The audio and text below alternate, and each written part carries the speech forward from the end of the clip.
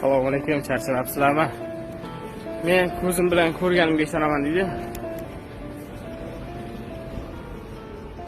Arquloqda.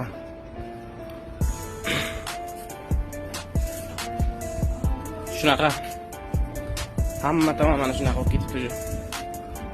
Men hozir hamma do'konlarga kirib chiqdim. Xitoylar kassada o'tiribdi, choyni ichib. Bizning o'zbeklar bo'lsa, tarjimonlik qilib sotyapti narsalarni. Ravo olishimiz emasmi? Ravo olishimiz kerak, lekin hozirda yo'q-da. Elektromobillarimizni narxlari qanchadan chiqishi? Qancha chiqadi bu? Yo'limizni topishimiz lozim. Bizlarga kelib hech kim yordam bermaydi. Yana bir bor aytaman. Bizlarga ko'mak berishi mumkin. Bizlarga qanaqadir yordam berishi mumkin, lekin asosiy bizlarni yukimizni ko'taradigan o'zimiz.